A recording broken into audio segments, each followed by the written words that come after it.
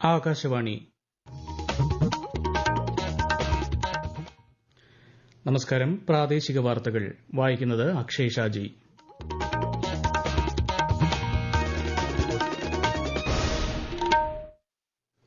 പ്രധാന വാർത്തകൾ. മലപ്പുറത്ത് നിപ സമ്പർക്ക പട്ടികയിലുള്ളത് 246 പേരെന്ന് മന്ത്രി വീണ ജോർജ്. പ്രതിരോധ പ്രവർത്തനങ്ങൾ ഊർജിതം. അമീബിക് മസ്തിഷ്ക ജ്വരവുമായി ബന്ധപ്പെട്ട് സംസ്ഥാനം പ്രത്യേക മാർഗരേഖ പുറത്തിറക്കി. പാർലമെന്റിന്റെ വർഷകാല സമ്മേളനത്തിന് നാളെ തുടക്കം. സർവകക്ഷിയോഗം വൈകിട്ട്. ബജറ്റ് മറ്റന്നാൾ. കേരളത്തിന്റെ ആവശ്യങ്ങൾ പരിഗണിക്കുമെന്ന് പ്രതീക്ഷിക്കുന്നതായി മന്ത്രി കെ എൻ ബാലഗോപാൽ. കർണാടകയിൽ മണ്ണിടിച്ചിലിൽ കാണാതായ കോഴിക്കോട് സ്വദേശി അർജുനായുള്ള തെരച്ചിൽ 6ാം ദിനത്തിൽ. രക്ഷാപ്രവർത്തനത്തിനായി സൈന്യം എത്തും.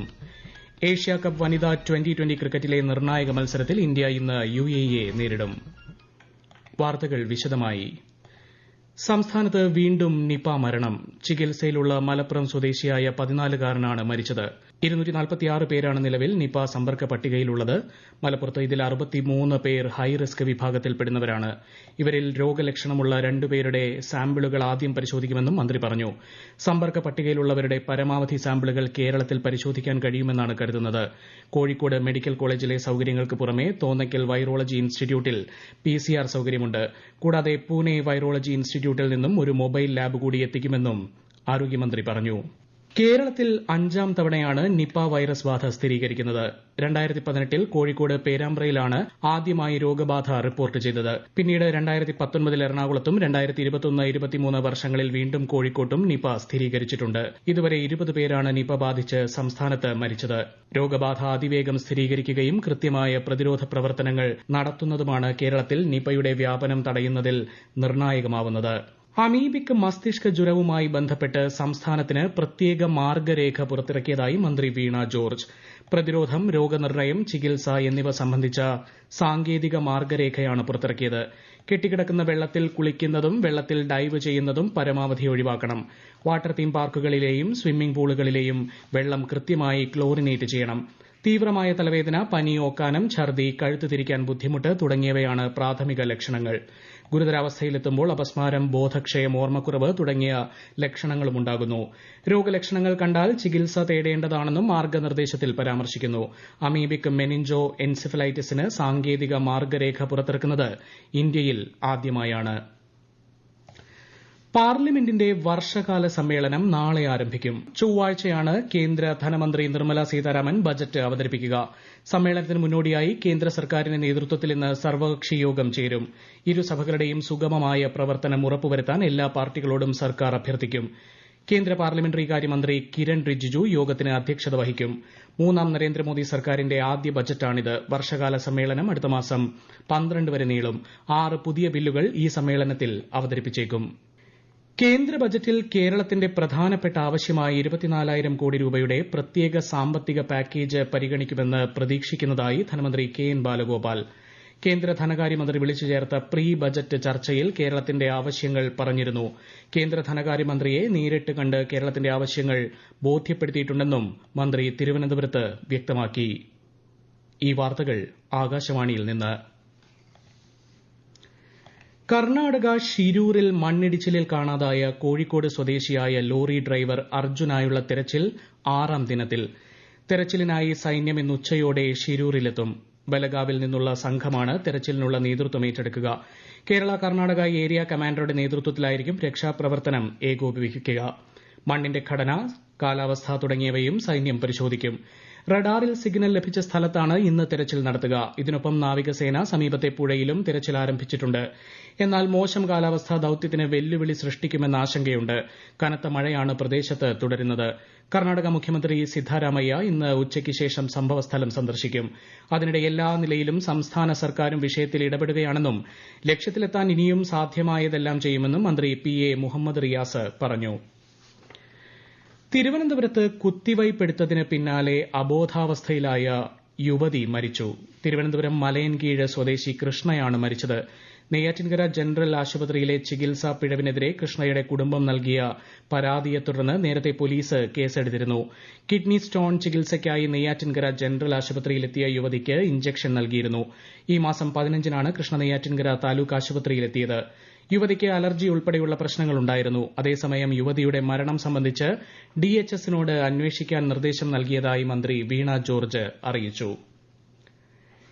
വിഴിഞ്ഞം തുറമുഖത്ത് മൂന്നാമത്തെ കപ്പൽ എത്തി. ഫീഡർ കപ്പലായ നേവിയോസ് ടെമ്പോയാണ് വിഴിഞ്ഞം തീരത്ത് നങ്കൂരമിട്ടത്. കൊളംബോയിൽ നിന്നാണ് കപ്പലെത്തിയത്. രാവിലെ 8:25ഓടെ കപ്പൽ ബർത്തിൽ അടുപ്പിച്ചു. വഞ്ചിപ്പാട്ടിന്റെ ശീലുകൾ മുഴക്കി 2 മാസത്തിലേറെ നീണ്ടു നിൽക്കുന്ന ആറന്മുള വള്ളസദ്യയ്ക്ക് തുടക്കമായി.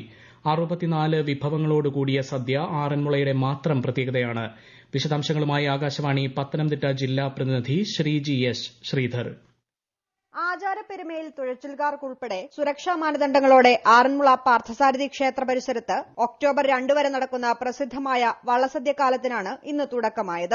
രാവിലെ 11 മുതൽ വള്ളങ്ങൾ പമ്പയിലെ ഓളങ്ങൾ തുഴഞ്ഞ് പാർത്ഥസാരഥി ക്ഷേത്രത്തിലേക്ക് എത്തിത്തുടങ്ങി. വഞ്ചിപ്പാട്ടിന്റെ ശീലുകൾ ഉയർത്തി പള്ളിയോടങ്ങളിലെത്തിയ വള്ളക്കാരെ ക്ഷേത്രസന്നിധിയിലേക്ക് പള്ളിയോട സേവാ സംഘവും ദേവസ്വം ബോർഡ് അധികൃതരും ചേർന്ന് സ്വീകരിച്ചു. തുടർന്ന് ആനക്കൊട്ടിലിൽ പ്രത്യേകം തയ്യാറാക്കിയ സ്ഥലത്ത് ഭദ്രദീപം കൊളുത്തി തിരുവാറന്മുളയപ്പന് സദ്യ വിളമ്പിയതോടെ വഴിപാട് വള്ളസദ്യയ്ക്ക് തുടക്കമായി. ആറന്മുളയപ്പന്റെ ഇഷ്ട വഴിപാടായ വള്ളസദ്യ 52 കരകളിലെ പള്ളിയോടങ്ങൾക്കായാണ് നടക്കുന്നത്. പള്ളിയോടങ്ങളിലെത്തുന്നവർക്കും വഴിപാടുകാരന്റെ ക്ഷണിതാക്കൾക്കും KSRTCയുടെ തീർത്ഥയാത്രാ പദ്ധതിയിലൂടെ മുൻകൂട്ടി പേര് രജിസ്റ്റർ ചെയ്തെത്തുന്ന 5 അമ്പല ദർശനക്കാർക്കും പാസ് മൂലം മാത്രമാണ് വള്ളസദ്യയിൽ പങ്കെടുക്കാനാവുക.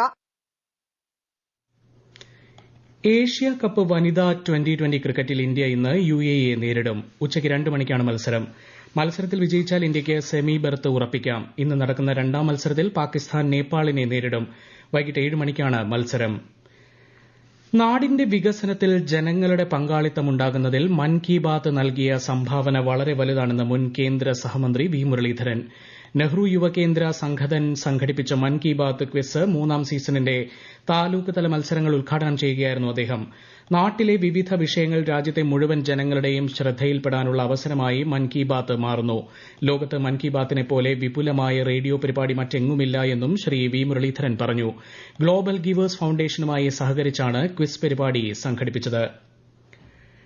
വടക്കൻ കേരളത്തിൽ ഇന്നും മഴ തുടരുന്നു. ഇന്ന് കണ്ണൂർ, കാസർഗോഡ് ജില്ലകളിൽ കേന്ദ്ര കാലാവസ്ഥാ വകുപ്പിന്റെ മഞ്ഞ ജാഗ്രതാ നിർദ്ദേശമുണ്ട്. കണ്ണൂർ പിണറായിയിൽ രാവിലെയുണ്ടായ ചുഴലിക്കാറ്റിൽ വ്യാപക നാശനഷ്ടമുണ്ടായി. നിരവധി വീടുകൾക്ക് കേടുപാടുകൾ സംഭവിച്ചു. അതിനിടെ ഉയർന്ന തിരമാലയ്ക്ക് സാധ്യതയുള്ളതിനാൽ നാളെ രാത്രി 11:30 വരെ കണ്ണൂർ, കാസർഗോഡ് തീരങ്ങൾക്ക് പ്രത്യേക ജാഗ്രതാ നിർദ്ദേശം നൽകി. കേരള, കർണാടക, ലക്ഷദ്വീപ് തീരങ്ങളിൽ മത്സ്യബന്ധനത്തിന് പോകാൻ പാടില്ലെന്നും നിർദ്ദേശമുണ്ട്. അട്ടപ്പാടിയിൽ 4 ദിവസം മുൻപ് കാണാതായ ഒരു പോലീസുകാരൻ ഉൾപ്പെടെയുള്ള 2 പേരുടെ മൃതദേഹങ്ങൾ വരകാർ പുഴയിൽ കണ്ടെത്തി. മുട്ടിക്കുളങ്ങര പോലീസ് ക്യാമ്പിലെ സിവിൽ പോലീസ് ഓഫീസർ മുരുകൻ, മേലെ ഭൂതയാർ ഊരിലെ കൃഷ്ണൻ എന്നിവരാണ് മരിച്ചത്. ഊരിലേക്ക് പോകുന്നതിനായി പുഴയിറങ്ങി കടക്കുമ്പോൾ ഒഴുക്കിൽപ്പെടുകയായിരുന്നുവെന്ന് പോലീസ് പറഞ്ഞു. ദേശീയപാത 66ലെ തലശ്ശേരി മാഹി ബൈപ്പാസിൽ പള്ളൂർ സ്പിന്നിംഗ് മിൽ ജംഗ്ഷനിൽ അടിപ്പാത നിർമ്മിക്കാൻ തീരുമാനം. ഇവിടെ സിഗ്നൽ പോയിന്റ് ഒഴിവാക്കും. നിയമസഭാ സ്പീക്കർ AN ഷംസീർ മാഹി അഡ്മിനിസ്ട്രേറ്ററുമായും ദേശീയപാത ഉന്നത ഉദ്യോഗസ്ഥരുമായും നടത്തിയ ചർച്ചയിലാണ് തീരുമാനമായത്.